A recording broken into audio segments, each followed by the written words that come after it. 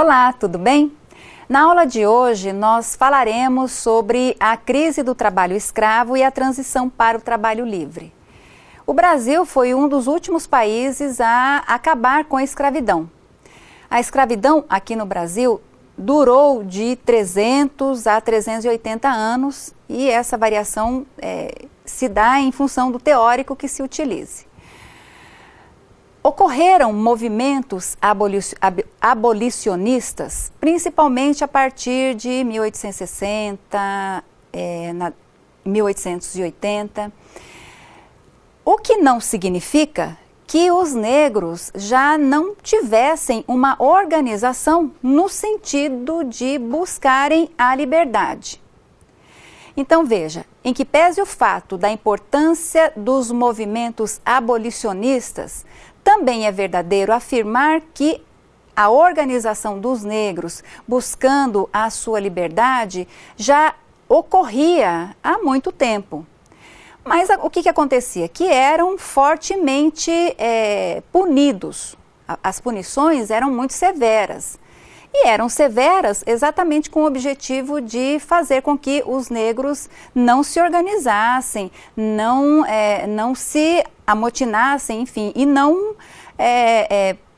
buscassem enfrentar ali o senhor dos escravos, o grande latifundiário. Mas apesar disso, essa organização aconteceu e a prova disso são os quilombos.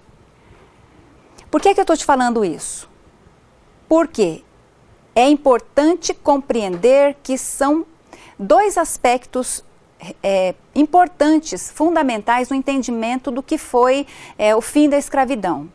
Existiu sim um determinante econômico em função do capitalismo avançado para o fim da escravidão, mas também é preciso colocar em pauta a questão da organização social no sentido de buscar o fim da escravidão em função do que isto significava para um ser humano. E nós vamos ver mais e melhor sobre isso na aula de hoje. Vamos lá. O tema da nossa aula é o tema 3, a crise do trabalho escravo e a transição para o trabalho livre. Os objetivos da nossa aula, que você possa responder os seguintes questionamentos. Como se organizava a escravidão à época da independência brasileira? Como se organizou o trabalho escravo e como o fim do tráfico influenciou o fim da escravidão? Como o abolicionismo contribuiu para o fim da escravidão? Haveria condições de existência da escravidão no capitalismo avançado? Então, estes são os questionamentos. Vamos ver como é que acontecia a economia à época da independência. Após setembro de 1822, não ocorreram grandes modificações na estrutura socioeconômica, havendo a manutenção daquela encontrada durante a colônia. Deixa eu explicar para você o que acontece.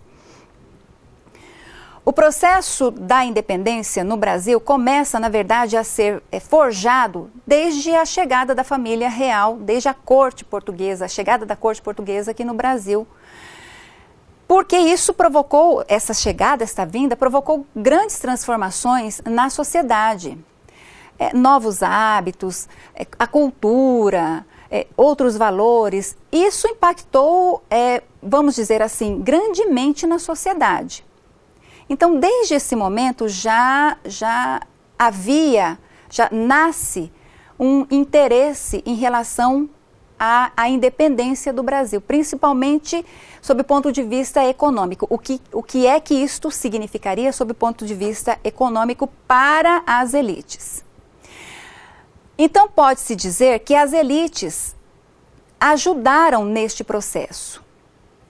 Só que havia um temor das elites que a independência levasse ao fim da escravidão.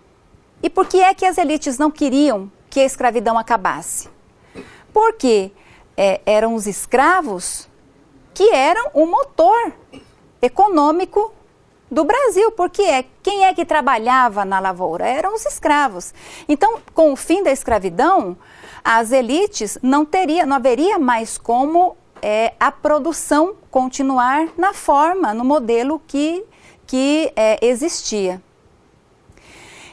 Então, as elites apoiaram Dom Pedro I, só que este apoio foi às custas de quê? De que se mantivesse a estrutura socioeconômica do Brasil. Grandes latifúndios, monocultura e trabalho escravo. E isso permaneceu, isso continuou.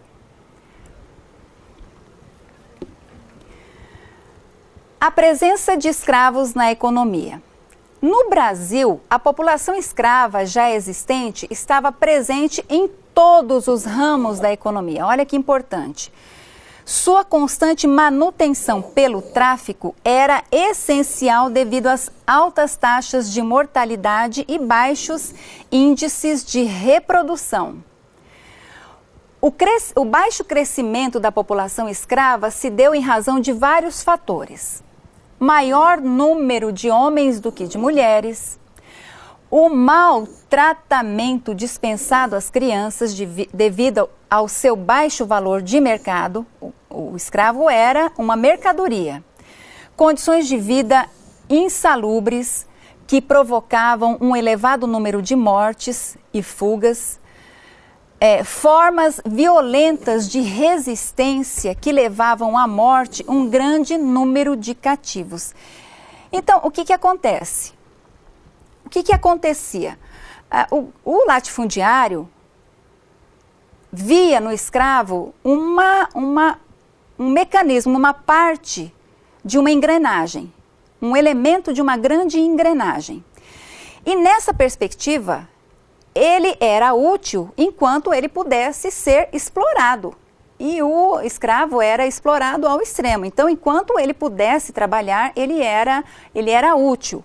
Quando ele deixasse de ser útil, nessa perspectiva da total exploração, ele era simplesmente substituído. Então, não havia uma política voltada para a saúde, para a velhice, voltada para a garantia de melhores condições de vida para o escravo. Não existia isso. Então, o que acontecia? O escravo tinha um período de vida muito curto. Então, o que acontece? Se houvesse o fim da escravidão, como é que se resolveria esta situação, uma vez que, quando o escravo já não fosse mais produtivo, ele era simplesmente substituído por outro escravo, uma vez que o tráfico alimentava este processo. Então, existia aí uma questão objetiva. E você observe como havia a concepção, o entendimento das pessoas de que o escravo era simplesmente uma máquina, era uma mercadoria mesmo. Ele não era considerado na sua condição humana. E isso era dramático, isso foi uma situação dramática. O fim da escravidão. Uma das principais preocupações das elites dominantes era que com a independência houvesse um movimento constituído contra a escravidão ou que levasse ao fim da escravidão. Esta era a única preocupação das elites. Então, com habilidade, as elites organizaram o processo de tal forma que foi possível contar com o apoio das classes populares, facilmente manipuladas. A Inglaterra foi um dos grandes opositores da escravidão, estabelecendo medidas para exterminar o tráfico do Império Britânico a partir de 1807 e procurou estender essas medidas para a colônia brasileira. Então, um dos principais opositores neste período ao processo da escravidão foi a Inglaterra. E procurou de muitas formas, a Inglaterra procurou de muitas formas influenciar para que no Brasil a escravidão acabasse. E é claro, visando manter a boa uma boa relação com a Inglaterra, o Brasil até constituía, estabelecia leis, mas que nunca levavam a cabo, nunca executavam. Sabe aquela história que você já deve ter ouvido falar? Só para inglês ver? Então, vem disso. Eram instituídas leis que, de alguma forma, conformavam os ingleses, mas que eram leis só para inglês ver, porque de verdade elas nunca aconteciam. Mas, de qualquer forma, o que é que nós temos? Que a partir de 1850, por influência da força política da Inglaterra, o tráfico é extinto. Então, o tráfico de negros na condição de escravos para o Brasil é finalmente extinto. Não pode mais acontecer. O fim do tráfico não significou, claro, o fim da escravidão. Como é que se deu a relação da Inglaterra com o fim da escravidão? Existem duas teorias. Uma teoria afirma que a atividade perdeu importância no conjunto da sua economia, uma vez que com a expansão da industrialização, havia necessidade de novos mercados consumidores e para isso era preciso o trabalho assalariado. Então, esta foi uma teoria que justificava ou que procurou justificar a importância que a Inglaterra deu para o fim da escravidão. Outra vertente afirma que a escravidão se opunha à condição natural dos seres humanos de serem livres e estava contrariando os padrões da sociedade inglesa. Então, uma vertente dizia que existia um fator econômico e outra vertente dizia que existia um fator político e social. Então, são duas vertentes, duas concepções. Com a independência, claro, não houve interrupção do tráfico no Brasil, até porque você já viu que houve muita influência das elites neste processo. Pelo contrário, o tráfico foi intensificado em face às necessidades colocadas pela lavoura cafeeira. Em 1845, a Inglaterra sancionou uma lei que autorizava a inspeção e confisco de navios envolvidos no tráfico, inclusive na costa brasileira. Na verdade, o olhar mais contundente da Inglaterra foi justamente para os navios da costa brasileira, que chegavam à costa brasileira.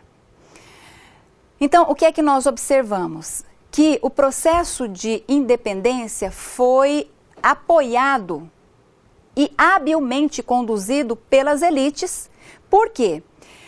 Porque, principalmente a partir de 1830, o café começa a ganhar destaque no mercado internacional, como produto de exportação. Então, veja, em que pese o fato de se desejar a independência, também era verdadeiro afirmar que a elite não queria que acabasse a escravidão, porque isso iria impactar muito negativamente nos seus lucros, nos seus ganhos e na economia.